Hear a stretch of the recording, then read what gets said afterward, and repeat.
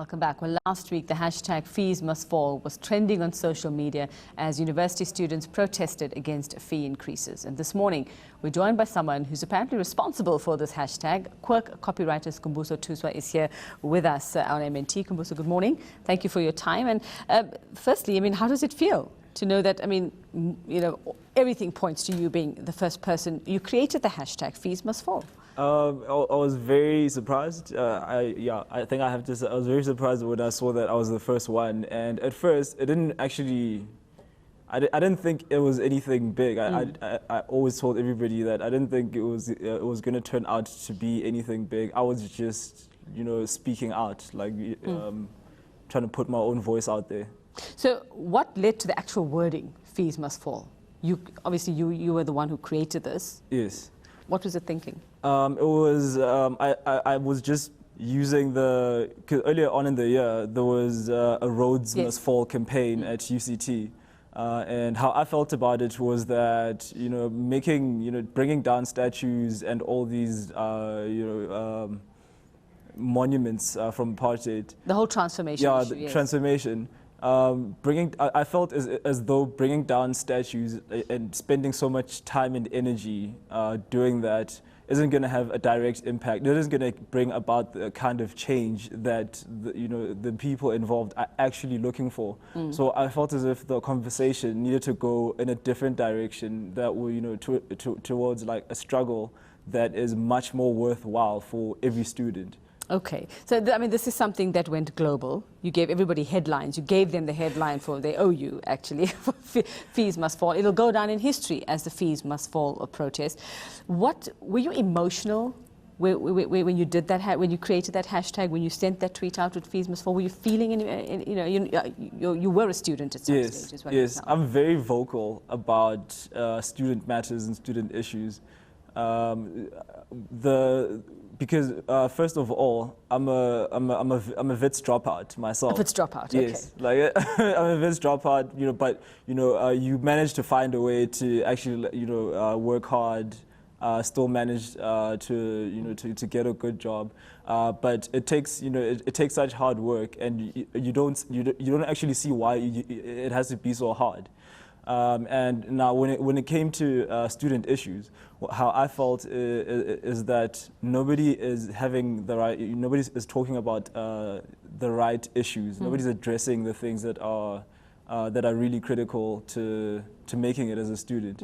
I was very emotional about it. I felt like finally we've got all this energy. Like there's so much momentum behind a cause. Like students are actually doing something other than just talking about it on social media. They're actually going out there and doing something. But we're doing, like, the way that we're going about it isn't the right way.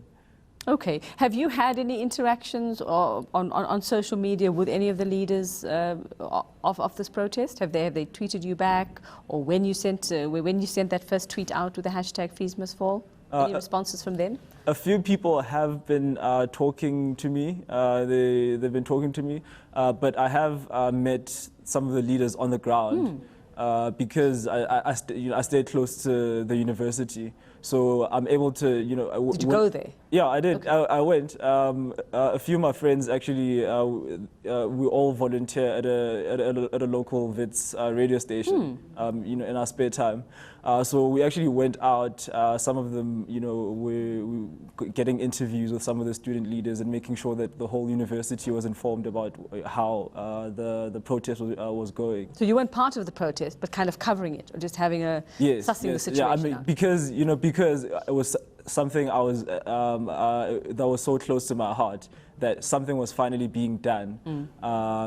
And at the time, I wasn't even aware that I was the first one to tweet. I was just doing it because I wanted to get behind something that I felt was really worthwhile. You sent this out on the 21st of March. Now, I'm not sure about the time or exactly the timeline of all of this. And do you think that your tweet changed the direction of things? Because it was about increases, and the students came out saying we don't want an increase. At that point in the early stages, it wasn't we want free education. Now, what came first? And it's a chicken and egg situation. I mean, are you aware if your tweet, fees must fall, gave them the idea that there should be free education, all fees must fall, shouldn't have to pay for tertiary education? Or did somebody say that and then you thought, fees must fall? I'm actually not quite sure myself, but what I do know is that the sentiment to have education that doesn't cost so much, it's been something that has been, you know, that had been talked about for quite a long time. Maybe even before I tweeted fees must fall. You just put the rubber stamp on it. Yeah, I just refocus the, redirect the conversation, take the conversation in the right direction. Well, you know it's catching. We had Box Must Fall and everything that came after that. I don't know how prophetic you are. What's the next one? Have you thought of any others since then? Who else must fall? What else must fall? Yeah, I've actually been brainstorming. Sure you have. Yeah. Just, the whole thing about it is just not being scared to say what you want to say. I think it's not really a matter of thinking about new hashtags. It's more just about giving a voice that isn't mainstream. Something different. All right, just an example of how a moment in time, a few words can change things. Thank you very much. That's Skhumbuzo Tuswa joining us here on MNT.